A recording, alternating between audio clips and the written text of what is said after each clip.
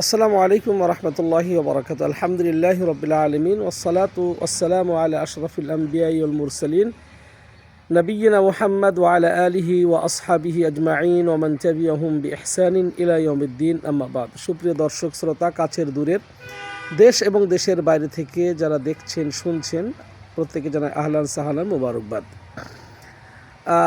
ফেসবুকে একটি বিষয় নিয়ে গত কয়েকদিন থেকে খুব আলোচনা হচ্ছে, সেটা হচ্ছে যে ইস্তাওয়া শব্দের অর্থ কী। আল্লাহ রাব্বুল আলামিন কোরআন কারীমে বলছেন আর রহমানু আলাল আরশ ইস্তাওয়া, আল্লাহ রাব্বুল আলামিন আরশের ওপরে।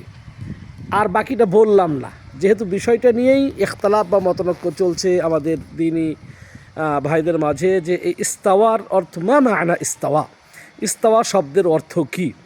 ইস্তাওয়া শব্দের অর্থ কী, আপনার আলা, ইরতাফা, সাঈদা, এই শব্দগুলো অনেকেই বলেছেন। যেমন আপনার শেখ ফজিলতুল শেখ সালেহ আল ফাউজান হাফিজাহুল্লাহ, তিনি বলেছেন যে, যেমন ইবনুল কাইয়িম বলেছেন যে আর চারটা অর্থ পাওয়া যায়। একটা হচ্ছে আলা, ইরতাফা, ইস্তাকাররা, সাঈদা। এই তিনি বলছেন যে এই চারটা অর্থই সহি অর্থ। কিন্তু মূল যে সমস্যা আমাদের বাংলা ভাষাভাষী শেখ মাশায়েখদের মাঝে, এই ইস্তাকাররা, আলা, ইরতাফা, ইস্তাকাররা, সাঈদা এগুলোর অর্থ কী। আবার এর মধ্যে আবার কেউ কেউ রাকিবাও করেছেন। তবে রাকিবা শব্দটি অথবা জালাসা শব্দটি কিন্তু কোরআন এবং সুন্নায় যেমন পাওয়া যায় নাই, কোনো সালাফ এই ইস্তাওয়ার অর্থ এটা করেন নাই। তবে আমরা আরেকটি এই ইস্তাওয়ার অর্থ যদি আমরা বাংলাতে কি করব, এই নিয়েই আসলে মূলত মানে উলুহু সুবহানাহু ওয়া তাআলা, আল্লাহ রাব্বুল আলামিন যে উঁচুতে অবস্থান করছেন, তিনি যে ফাওকাল আরশ, ফাওকাস সামা, এ ব্যাপারে কারো সন্দেহ নাই। তো সুতরাং বিষয়টি যে ইখতিলাফ বা মতনৈক্য চলছে, সেটি হচ্ছে এই বাংলা অর্থ নিয়ে। বাংলা অর্থ নিয়েই মোটামুটি যে তিনি আরশের ওপর আরোহণ করেছেন, আরশের ওপর উঠেছেন, আরশে উঠেছেন, সমুন্নত হয়েছেন,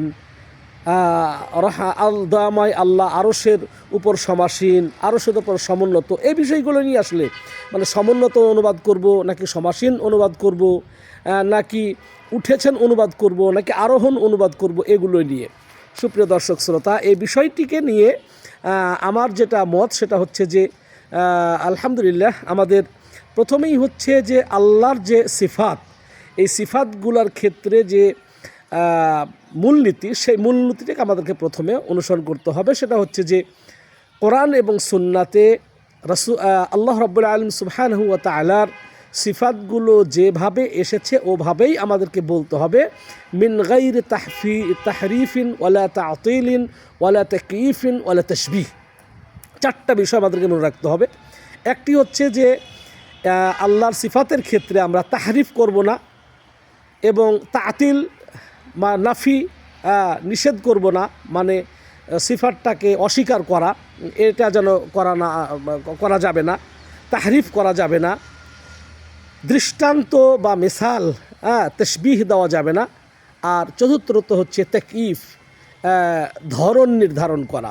যেমন আর রহমানু আলা আরশি ইস্তাওয়া, আল্লাহ রাব্বুল আলামিন আরশের উপরে তিনি কেমন করে আছেন, কিভাবে আছেন, বসে আছেন, শুয়ে আছেন, দাঁড়িয়ে আছেন, এই কাইফিয়াত এটা বর্ণনা করা যাবে না। তো আমাদের আলহামদুলিল্লাহ আহলুস সুন্নাহ ওয়াল জামাতের যারা উলামায়ে কেরাম রয়েছেন, তারা প্রত্যেকেই এই বিষয়গুলোতে আলহামদুলিল্লাহ কোনো সন্দেহ না যে প্রত্যেকেই তার উলু সাবিত করছেন, তার ইত্তেফা সাবিত করছেন যে আল্লাহ রাব্বুল আলামিন আরশের ওপর, আল্লাহ রাব্বুল আলামিন আসমানের ওপর, এবং সাথে সাথে কোনো ধরনের এই সিফাতগুলোকে তাহরিফ করারও পক্ষপাতী নয়, তাহা পরিবর্তন করা অথবা এই তাতিল করা বা নাফি নিষেধ করে দেওয়া যে এর অর্থ অন্য কিছু, এমনটিও নয়। তাহলে তাতিলও তারা করছেন না, তাহরিফও করছেন না, তাশবিহ কখনোই তারা, যাদের মধ্যে ইখতিলাফ মতনৈক্য হচ্ছে, তারা কেউ কিন্তু তাশবিহ দিচ্ছেন না, যে কাউরির সাথে যেন মানে আপনার তাশবিহ দেওয়া বা সাদৃশ্য দেওয়া।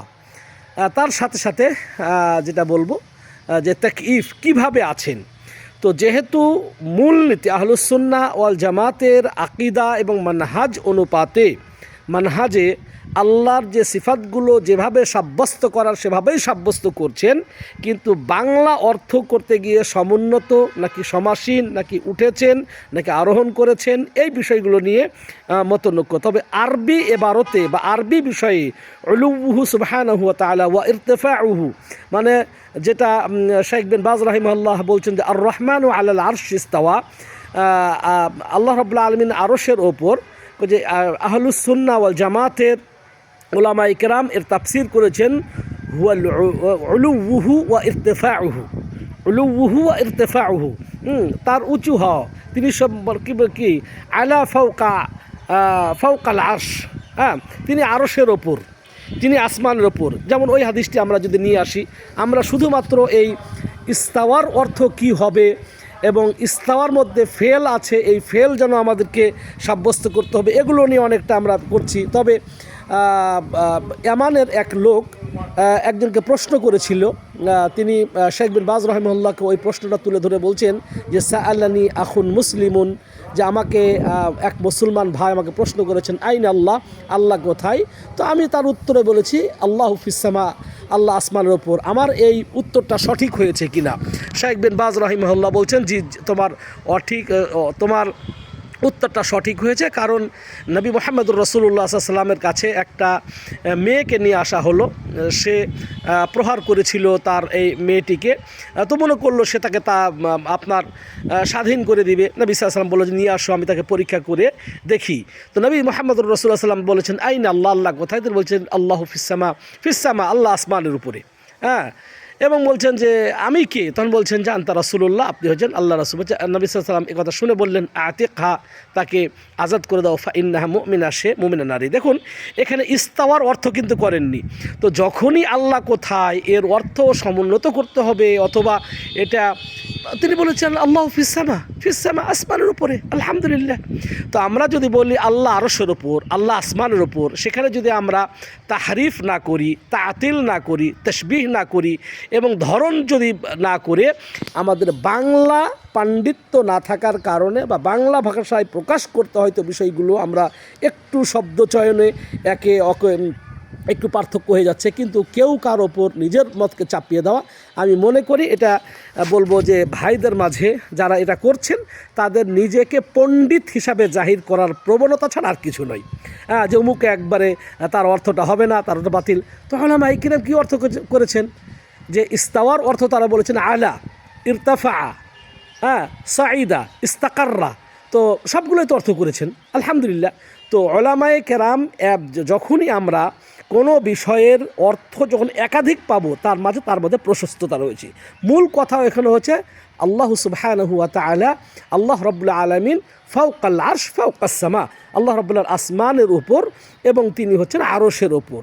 এতটুকু যদি আমরা বলি ওই হাদিস মোতাবেক যে আল্লাহু ফিস-সামা, আল্লাহ আসমানের ওপরে, তাহলেই কিন্তু এর মধ্যে ইস্তাওয়ার অর্থ চলে আসছে। সেখানে সমুন্নত না আরোহণ, এই বিষয়গুলো মনে হয় যে খুব জটিল বিষয় না, কিন্তু নিজের মতটা যে আমি সমুন্নতই বলবো, আমি আরোহণই বলবো, উঠেছেনই বলবো, এছাড়া অন্যটা ভুল, এই ভুল আলহামদুলিল্লাহ আরবের বুকে সালাফ যারা রয়েছেন তারা তো কেউ ইস্তাকাররা বলেছেন, কেউ যে ইরতাফা বলেছেন, এত কেউ কারো বলেনি যে উনি ভুল বলেছেন। এই বিষয়গুলো দেখা যায় আমাদের বাংলা ভাষাভাষী আলেম ওলামা, সালাফি হোক আর গায়রে সালাফি হোক, তাদের মাঝে এই প্রবণতা বেশি। আগে নিজেকে পণ্ডিত হিসাবে জাহির করে অন্যকে ছোট করা, অন্যকে হেয় করা, অন্যের কথাকে উড়িয়ে দেওয়া, নিজেকে অনেক সময় আকিদার ওস্তাদ সেজে যাওয়া আর আকিদার পাণ্ডিত্য দেখা, এগুলো ছাড়া আর কিছু নয়। তো আলহামদুলিল্লাহ সুবহানাহু ওয়া তাআলা যেন আমাদেরকে এগুলো থেকে, এই সমস্ত ভুল বুঝাবুঝি থেকে, কাদা ছুড়াছুড়ি থেকে আমাদেরকে রক্ষা করেন। আমরা যদি এ কথা বলি আল্লাহ রাব্বুল আলামিন আরশের ওপর, আল্লাহ রাব্বুল আলামিন আসমানের ওপর, তাহলে কি যথেষ্ট নয়? তাহলে কি ওই মহিলা মুমিনা নয়? আলহামদুলিল্লাহ। সুতরাং এটা উঠেছেন বা তিনি আসমানের উপরে, তিনি আরশের ওপর, বলবো যে তিনি ফাওকা কুল্লি সেই, প্রত্যেক জিনিসের ওপর, সমস্ত মাখলুকাতের ওপরে, তিনি আসমানের উপরে, তিনি আরশের ওপরে সমুন্নত রয়েছেন, অথবা তিনি উঠেছেন। এই বিষয়গুলো যদি আমরা বলি, অর্থ করি, তাহলে আশা করি, অথবা যদি শুধু আমরা এতটুকুন বলে ক্ষান্ত হই যে তিনি আসমানের উপরে, তিনি আরশের ওপর।